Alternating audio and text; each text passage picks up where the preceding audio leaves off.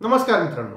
आता मित्रांनो एकंदरीत आपण बघतोय गेल्या 4-5 दिवसापासून एकच महाराष्ट्रामध्ये मुद्दा गाजतोय. धारावी झोपडपट्टी, गौतम अदानी, उद्धव ठाकरे आणि धारावी झोपडपट्टी वासियांचं आंदोलन.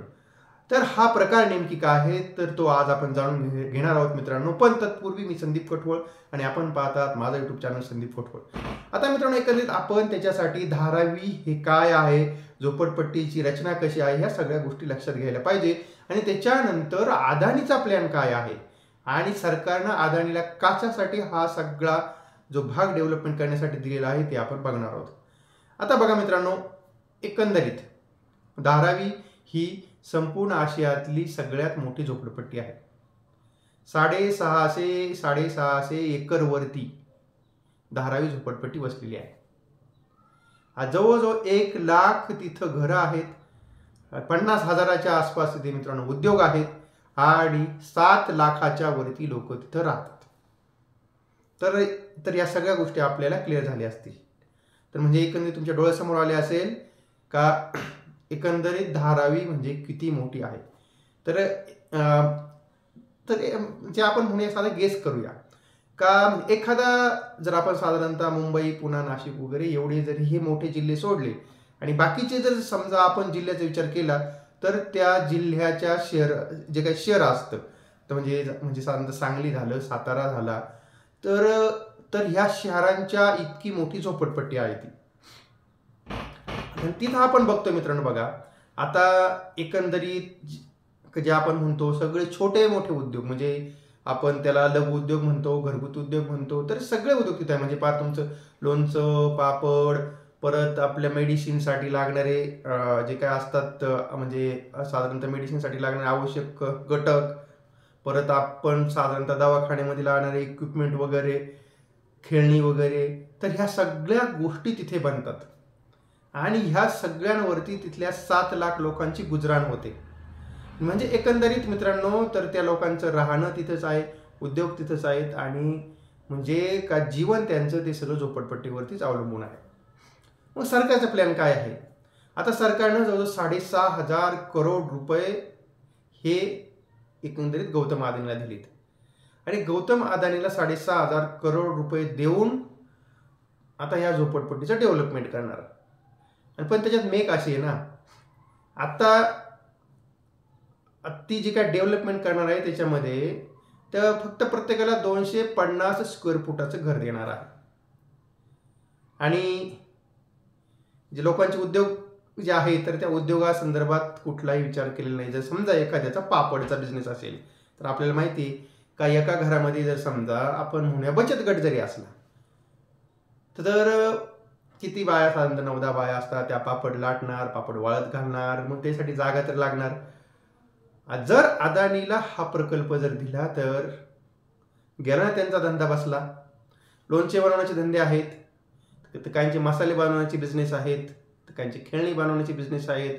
तर हे सगळे लोक बेरोजगार होणार.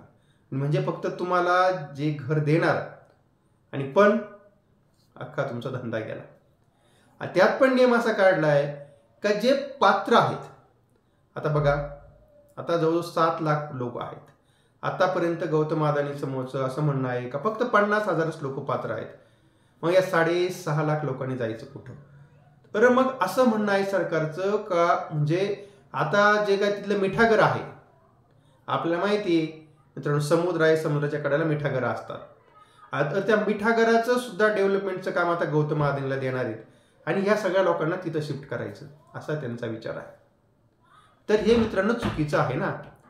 आता बघा मित्रांनो, आपल्याकडे म्हाडा आहे ना, आता आपल्याकडे म्हाडा सुद्धा जे काय आपण बघतो तर म्हाडा सुद्धा डेव्हलपमेंटचं काम करते. आता म्हाडा सुद्धा मोठमोठ्या बिल्डिंग बांधते. मग जर सरकारला 6,500 करोड रुपये देऊनच जर समजा करायचं होतं तर सरकारने मग काय करायला पाहिजे होतं? म्हाडाला 6,500 करोड द्यायला पाहिजे होते. जागा सरकारचीच राहिली असती, लोकांना घरं भेटली असती, मोकळ्या जागेत उद्योग जे काय ते उद्योगधंदे पण भेटले असते. पण सरकारने तसं केलं नाही. का केलं नाही तर हे समजणे वालों को इशारा काफी आहे. दुसरी महत्वाची गोष्ट अशी आहे तर या 650 एकर पैकी फक्त 300 एकर जागेवरतीच या लोकांना वसवलं जाणार. 350 एकर जागा ही भेटणार कोणला? गौतम अदानीला भेटणार. मग विचार करा, काही एक तर सरकारने त्यांना पैसे पण द्यायचे, जागा पण 350 करोड म्हणजे जे आपण म्हणूया 350 एकर जागा ती पण द्यायची. जागेचे भाव काय मुंबईला किती भाव आहेत आणि त्या भावाने 350 एकरचा पैसा किती होतो याचा सुद्धा आपण विचार केला पाहिजे. आणि त्याच्यानंतर आता एकंदरीत ह्या सगळ्या 650 एकरचा वरचा जो TDR आहे तो सुद्धा गौतम अदानीला भेटणार. म्हणजे फक्त लोकांना 250 आणि स्क्वेअर फुटाचं घर भेटणार, त्याच्या व्यतिरिक्त त्यांना काही नाही. पण आता साधी गोष्ट विचार करा, जर आपण एखाद्या जे काय म्हणू आपण समजा एखाद्या मोठ्या बिल्डिंगमध्ये किंवा सोसायटीमध्ये जर आपण एखादा फ्लॅट जो आहे तो फ्लॅट जरी विकत घेतला आणि तरी आपल्याला त्याला मेंटेनन्स चार्ज द्यावा लागतो. तो मेंटेनन्स चार्ज किती असतो आपल्याला माहिती आहे, 4,000 5,000 असा मेंटेनन्स चार्ज आता सध्या सिटीमध्ये असतो. आता ह्या सगळ्या गोष्टी झाल्यानंतर लोकांना कुणाला 12व्या मजल्यावर घर भेटेल, कुणाला 15व्या मजल्यावर घर भेटेल आणि त्याच्या व्यतिरिक्त पण त्यांना हा मेंटेनन्स चार्ज द्यावा लागेल ना. ते पैसे परत सरकार देणार आहे का? तर ह्या सगळ्या गोष्टी आहेत आणि म्हणून आज आता ह्या धारावी झोपडपट्टीच्या संदर्भामध्ये मोठा विरोध मोर्चा महाविकास आघाडीने काढला होता. पण आता एकंदरीत सगळा विचार केल्यानंतर हे बाकी सगळे मुद्दे तुमच्या डोळ्यासमोर ठेवल्यानंतर तुमच्या लक्षात आलं असेल का धारावी झोपडपट्टीचा पुनर्वसनाचा प्रश्न किती मोठा आहे आणि त्याच्यामध्ये सरकार किती मोठी घोडचूक करते.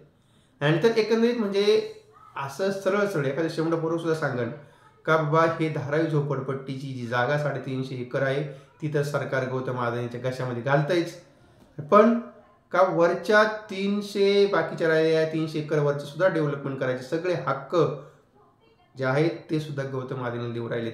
आता तसंही बघा मित्रांनो, गौतम अदानीला सगळं मुंबईचं लाईट सप्लाय करायचं कॉन्टॅक्ट पण त्याला दिलेला आहे, त्याच्यानंतर मुंबईचे एअरपोर्ट पण त्याला दिलेले आहेत, पोर्ट पण त्याला दिलेले आहेत. मग राहिलंय काय?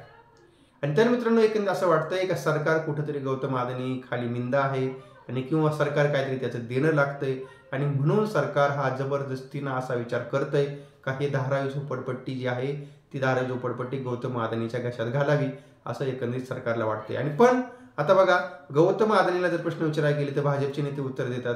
तर म्हणजे हे भाजपचे नेते हे जे आहेत ते गौतम अदानीचे नेमके कोण आहेत, कोण दलाल आहेत का आणखीन कोण आहेत का आणखीन कोण आहेत, तो सुद्धा मित्रांनो आपण म्हणूया सखोल माहिती घेण्याचा विषय आहे. आणि त्या मित्रांनो एकंदरीत ह्या विषयावरती जी काय माहिती होती ती माहिती मी आपल्याला सांगण्याचा प्रयत्न केला आहे. आणि एकंदरीत हा जो प्रश्न आहे मित्रांनो, हा प्रश्न खूप मोठा गण आहे आणि त्याच्यावरती मित्रांनो ह्या प्रश्नावरती 7 लाख लोकांचं भवितव्य अवलंबून आहे. आणि तेव्हा सरकारनं तर एकंदरीत मला असं वाटतं की घाई करू नये. आणि कशाला लागतोय अडाणी, म्हाडाला तुम्ही हा प्रकल्प देऊन टाका, कशाला 350 एकर जमीन आहे ती तुम्ही फुकट गौतम अदानीला देता, म्हाडालाच द्या तुम्ही, परत म्हाडा तिथे डेव्हलपमेंट करेन. कारण कसं आहे का म्हाडा ही जी कंपनी आहे, जे काय म्हणू आपण, जी काही संस्था आहे ती संस्था सरकारीच आहे आणि त्याच्यामुळं जर सरकारकडं जर एवढी मोठी संस्था असताना तुम्ही हा प्रायव्हेट म्हणजे एखाद्या वैयक्तिक आपण म्हणूया एखाद्या वैयक्तिक उद्योग समूहाच्या हातामध्ये ही जागा का देता. आणि तेव्हा मित्रांनो का जर ही माहिती जर आपल्याला चांगली वाटली असेल तर मित्रांनो आपल्या व्हिडिओला लाईक करा, शेअर करा आणि आपल्या चॅनलला सबस्क्राईब करायला बिलकुल विसरू नका. तोपर्यंत मित्रांनो सर्वांना जय महाराष्ट्र.